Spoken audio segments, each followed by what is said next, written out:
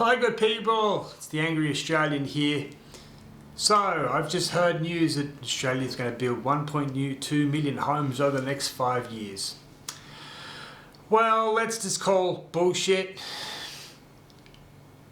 Let me tell you, during this time also, there's going to be about probably 5 or 7 million new people settling in Australia.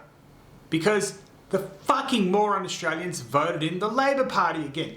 And I mean, Liberals are no better anymore. I don't care anymore. Liberal, Labor, you're the same.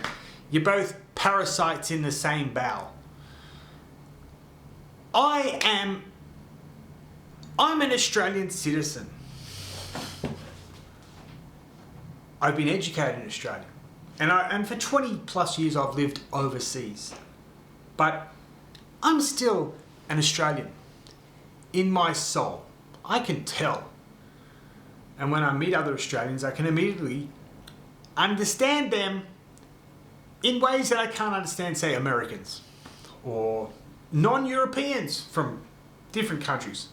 Pakistan, India, many people from Ghana, Nigeria. Not that I don't like them, of course I do. I think they're fantastic. But with an Australian, I have this affinity. We have something. Maybe it's called culture, but then again, white people aren't supposed to have culture, right? Anyway, let's get back to it.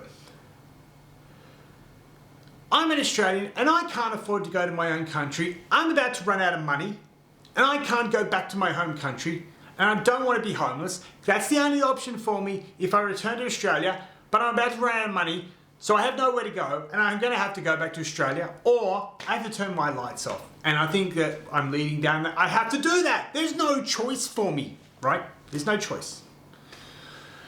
But when does the Australian government stop and think? Does it not see what's happening in Europe? Do the Europeans not think we're importing all these people, we're importing the intifada into our own nation? What's going to happen? I mean, these people they cannot assimilate, okay? They are genetically predispositioned to never assimilate into liberal Western European culture and society and the traits and the systems of rules and the understanding and the laws we have and the legal system. These don't make any sense to them and they never will. Because they don't assimilate. They form their own ghettos and that's how it ends up. Now, Australia, Europe, mostly Judeo-Christian. We can get along with each other quite well. But there seems to be, overwhelmingly, this push to go radical left-wing lunaticism. This fanaticism on the left that you can't question migration, you're a racist, or you're a white supremacist. That word has lost all meaning now. But what is the end game? I mean, everybody has to ask themselves, what is the end game to this idiocracy? Well, it's pretty easy when you read history what happens. In times where the governments go completely batshit crazy, start letting everybody in. People that don't assimilate and have no respect. Look at all the machete attacks in Melbourne. Who's doing them? Why are they doing it? You're going to ban knives now too. We're going to be left with plastic knives. What's going to happen to the farmers, the cane farmers? Out in the bush, who take machetes with them? Are you going to ban them too? When I lived in the bush in Australia, in the 90s, we had to go down to turn the bore switch to get water. And there were wild animals. We had to take a rifle and we took a machete. Because you never knew when, a fox was going to come. You just had to shoot it. And if you shot it and it was still coming at you, well, you got your machete. That's throughout Australia. What, you're going to have separate rules for some people? Well, it's going to get batshit crazy, we know this. But I'll tell you what's going to happen, everybody. basically, COVID showed us what it's going to be like. Just to let you know, I lost everything during COVID. I was about to be the first Australian to ever run a vocational college in Japan in my own name, licensed to me, registered to me, running an Australian government accredited courses I should say, more than one. I went to the Australian Embassy, I went to, the Australian Austrade. They asked if they could help. They didn't help, they did nothing. They did fuck all for me. The only thing they told me is $400 an hour, we'll do promotion, marketing and research. I'm like, well, you know I'm poor, I don't have that. That's the only thing, because they only wanted big universities that got a lot of taxpayer funded money to walk into their building. Give them that $400 an hour they wanted. They didn't want to do anything for me. And during COVID, when I started to lose everything, I was trying to get help, and they did not care. They didn't care about me being an Australian, being the first to do something in a totally advanced country. They didn't care. A country where Australia has lost student enrolments. Less Japanese going to Australia to study. Austrade wrote a fucking report that they wanted the courses that I had the ability, the licensing and accreditation to bring to Japan. They wrote a fucking report that they wanted them. And I go, here it is. They didn't give a fuck. And somebody in that, I think his name was Sharp. I can't remember his first name. May have been David. May have been the same as me, David Sharp. I can't remember. He told me, look. We wanted a big university with $250,000 to spend to come in. Then we would help them because they would give us $250,000. I realised, oh, it's a scam. To get taxpayer money from a public university to spend on Austrade so you get big fat bonuses. He's like, you're working it out. He goes, you got it. Yeah, sorry mate, we can't do anything. It's like, well, at least you were honest. You're a scumbag. You're a parasitic, degenerate, maggot scumbag, but thanks for being honest. But, yeah, that's where I lost all my money. And don't you ever just think, as an Australian, somebody should be there to help? No, because fuck you, Australian. The new migrant coming who will not assimilate. And yes, we've had 200,000 South African farmers come in over the last few years, and I've got no problem with them because they believe the same value. They have the same values and principles as Australians overall. Okay? In particular, us European Australians. And I'm not against the Indigenous Australians. I love them all the same. But our systems of our rules, our laws, our culture, the dominant culture, they're going to accept. But our government and the fucking radical left-wing lunatics and Greens hate them because they're white. Okay, sure. The racists. The racists always project their racism onto others, right? That's why the Democratic Party is the racist party. When you look at what they've always historically done, they're the racists. The Republican Party was practically started by black people who just wanted to be free.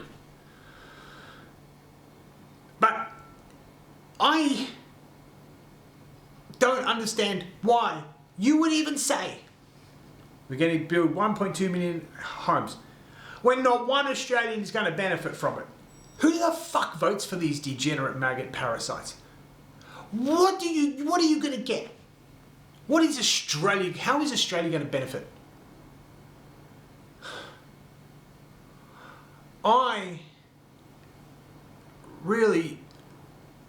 I'm just thinking, who the fuck is making these rules? Who is making these policies? What is the objective? There is something seriously sick in my nation when I cannot go back because the minute I land, I need medicine every day. I won't be able to get it, and I will be homeless. Even though I'm trying to build a business, I can't because I'm spending the money now to survive that money was I was supposed to be saving towards starting my own business. Now I can't do. I'm being stripped, and yet my government couldn't give a fuck I exist. In fact, they more or less have told me that anyway. When I went and tried to get help from Austrade, they said we just couldn't care less. There was one question that Austrade I remember: are you Indigenous? That was one real question they asked me. I said no. I said, if you were going to blow a didgeridoo, we might be able to give you some money. Maybe that's what they were going to say. I don't know. And I'll tell you what, if an Aboriginal Australian wants to go over to Japan and get funding for the didgeridoo music, go for it.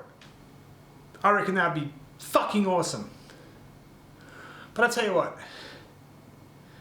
as someone who's lost everything and is continually losing and eventually have to switch the lights off, right, very shortly, it's not long, I am completely and utterly fucking flabbergasted by my government and the decisions being made and how they work against Australians. And nobody seems to chin check these motherfuckers. It's like they just can do whatever they want. Because they get re-elected. Because Peter Dutton was a fucking dickhead anyway. He was like, what are you going to do about this? Get some fucking balls. Be Donald Trump. Because if you're not going to be Donald Trump, just fuck off. Make Australia great again. How about that one? Make Australians feel great again. Make them feel proud. Instead of feeling fucking frustrated and exhausted from the bullshit going on. But it just doesn't seem like any... What is the end game here? Anthony Albanese, dickhead in chief. What's the end game? I tell you what, it's an authoritarian, draconian police state like we had during COVID, where we're going to need passports just to leave our homes. How the fuck, as a politician, you think that's okay? Because that's the only thing I can think of that's going on. We're just not going to be able to move. Fuck, why? Fucking explain it. But you won't, dog, because I tell you what, that is disrespectful to dogs. Dogs are great. Anthony Albanese is a degenerate parasite. He's a fucking worm. He's lower than a worm. Worm is useful. Albanese is a lying dog. Lying, degenerate parasite. I should never call Albanese a dog again. He's a degenerate parasite. Why would you want that? And yet, that is where it's leading to. And homelessness. What are you planning to do to us, Anthony Albanese? What are you planning to do? That's what I want to know. Seems like a sick game you're playing. And we're just all your little play pieces.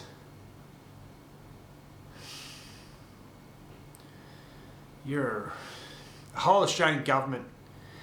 We need one nation across the board. I don't care about any other political party. Give me one nation. Oh, and the last time I was in Australia, if you want to call one nation racists, I met a whole bunch of Vietnamese that lived in Australia for many, many years. They all went and voted one nation. And I was like, why is that? They go, we were the original boat people when we were getting shot at and killed. But now it's like anybody can get here as long as they are anti-Australian.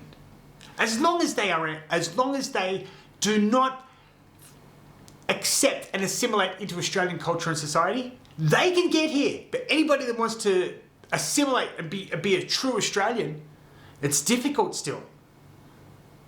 Why? And I remember them saying that exactly. They said, where we live, we've seen people come in and we can't even walk with them. We can't even be near them because they get aggressive. And we can't say, because they're the chosen people, the 6-letter word, MU something, SL, I don't know, something. But I'm like, wow, that sounds horrible. They go, yeah, but that is what is being brought in. That's why we're going to vote one nation. We want people to come here like us who loved the fact that we got to here and respect the country. But our politicians don't even do that. They don't give a fuck about Australians. What the fuck is the end game, Anthony Albanese? Tell me right now. But you won't, because you know that the end game is fucking scary. It's fucking draconian. It's fucking authoritarian. It's a police state. You darn well know it, and that's why you will never address an Australian face to face, because you're a fucking coward and you're being led by non-Australians. But who exactly? Fuck you, Anthony Albanese. No, fuck you, Labor. Fuck you, Liberals. Fuck you. Fuck you all. You're all degenerate parasites, the whole lot of you. You make me sick.